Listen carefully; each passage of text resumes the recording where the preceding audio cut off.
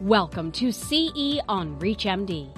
This activity titled, Targeting B7-H3 Extensive Stage Small Cell Lung Cancer, Advancing Targeted Therapy Through Evidence-Based Innovation and Multidisciplinary Care, is provided by Daiichi Sankyo Incorporated and Merck Sharp & Dohme LLC. Prior to beginning the activity, please be sure to review the faculty and commercial support disclosure statements, as well as the learning objectives. Hello and welcome to this educational activity. I'm Taofeek Owonikoko from University of Maryland, Gwinnett Comprehensive Cancer Center. Today, I will be discussing strategies to target B7-H3 in extensive stage small cell lung cancer. So let's begin. The rationale for targeting B7-H3 in small cell lung cancer is well supported by published data. B7-H3 is a transmembrane protein of the B7 family, with minimal expression in healthy lung tissue but highly expressed in small cell lung cancer. Indeed, majority of small cell, about 65% of cases, will show moderate to high cytoplasmic or membrane staining by immunohistochemistry based on high intensity 2+ or 3+ scoring. While the biological function for B7-H3 is currently poorly understood, this includes multiple mechanisms implicated, such as increased cell proliferation, promotion of metastasis, immune evasion, and angiogenesis. In patients with small cell lung cancer, expression of B7-H3 has been shown to correlate with greater tumor size and independently to predict poor overall survival. This differential and preferential expression of B7-H3 in tumor tissue versus normal lung tissue provides the rationale, a very strong rationale, for these as a valid target for drug development in small cell. This slide is a summary of all the B7-H3 targeted antibody-drug conjugates in clinical development for small cell lung cancer. All of these are based on an IgG1 monoclonal antibody background, different payload, but all of them targeting topoisomerase 1, and drug-to-antibody ratio ranging from 4:1 to 8:1. Linkers can be tumor-selected, cleavable, as well as site-specific linker technology. Looking at currently available data from ongoing clinical trials, we'll go through some of the very promising data available for this agent in development. The ID8-Lung01 is a phase 2 multi-center randomized open-label study of IDXD or afinitor deruxtecan that was tested in patients with histologically or cytologically confirmed extensive stage small cell who have received at least one prior line of chemotherapy containing regimen, platinum doublet chemotherapy, and not more than 3 lines of prior systemic therapies. And this trial, of note, allowed patients with asymptomatic, untreated, or previously treated brain metastasis. Primary endpoint of overall response rate by Beaker. Here is the data available showing that IDXD at the 12 milligram dose showed an overall confirmed response rate of 48%. And there was some differences between those who received the treatment at second line versus those who received at third line, with 56% versus 45.7% response rate. It is notable, however, that close to 90% of patients experience some degree of tumor reduction, whether or not this met objective criteria for response. Looking at this in a different way, this is the spider plot, again reflecting the fact that vast majority of patients showed some reduction in tumor volume and tumor burden, and only a small select number of patients did not derive any benefit. Time to response was very quick at 1.4 months median time, and duration of response in those who responded was meaningful at 5.3 months, noting that this is heavily pretreated patient population that was enrolled on this trial. Early preliminary efficacy data in terms of progression-free survival and overall survival is also encouraging, median PFS of 4.9 months, and at 9 months, about 20% of patients were still free of progression or death.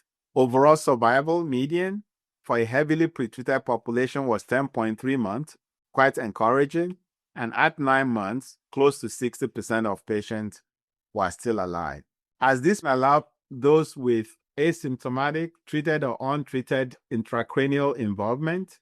Central nervous system response rate was characterized in this patient with baseline brain met at 46% response rate, which was identical to those response assessment in the systemic space in this cohort of 65 patients with brain metastasis. Comparatively, the systemic response rate in those without baseline brain met was 50%, demonstrating the intracranial activity of IDXD in this patient population. Treatment-related adverse events were notable for classic payload-related toxicity, including nausea and hematologic toxicity, neutropenia, anemia, thrombocytopenia, and notice that majority of these toxicities were mostly grade 1 and 2. Adjudicated treatment-related interstitial lung disease or pneumonitis was reported in about 12.4% of patients. Majority of these were also grade 1 or 2 events.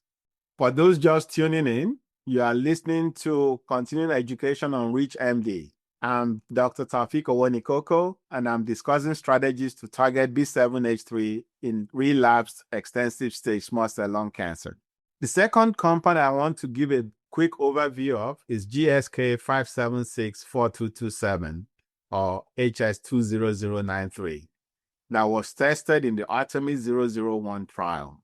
Following a dose escalation study that identified the 8 milligrams per kilogram as a promising dose, a randomized dose expansion study was conducted comparing 8 to 10 milligram dose every 3 weeks. This study also enrolled patients previously treated with not more than 3 lines of therapy. This is the overall response rate across the 2 cohorts, 8 milligram per kilogram dose showing overall response rate of 61%, and the 10 milligram per kilogram dose a 50% rate.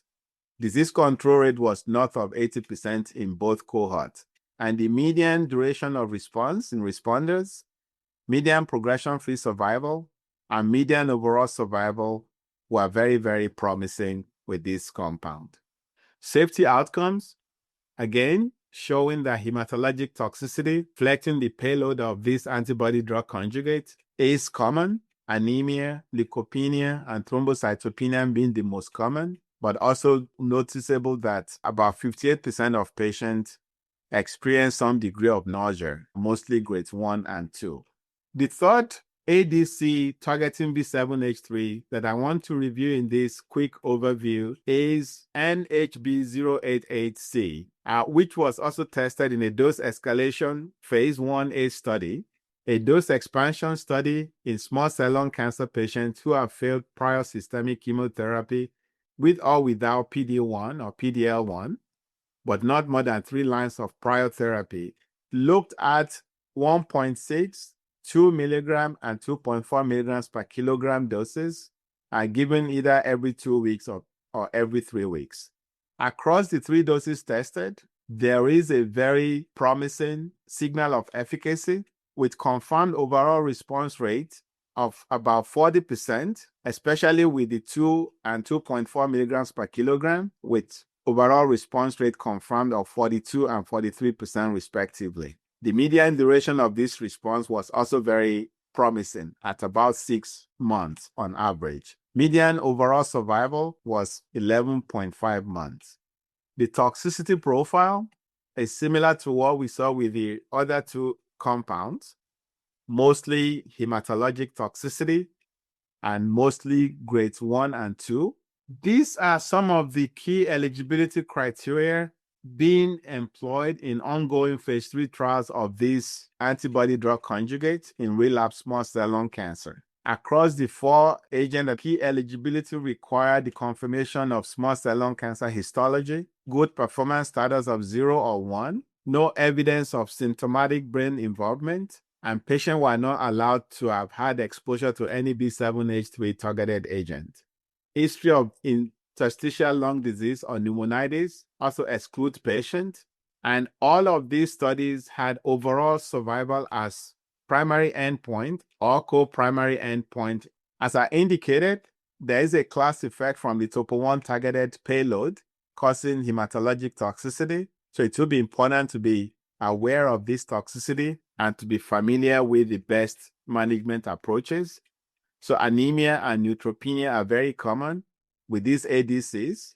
So regular monitoring of blood count and management with dose reduction or interruption of the treatment is required. Growth factor support should be considered to maintain dose intensity, and for symptomatic anemia, packed red blood cell transfusion should be offered as necessary support in appropriate patients.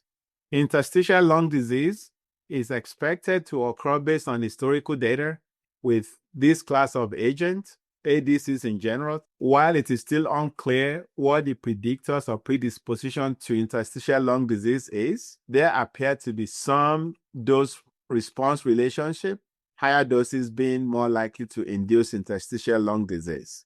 It's important to be vigilant to monitor for signs and symptoms such as cough, shortness of breath, and low-grade interstitial lung disease could be managed with short-course steroid treatment, as well as dose hold and modification at resumption. Higher grade, including requirement for oxygen support and invasive respiratory support, would necessitate treatment discontinuation after long-term steroid therapy.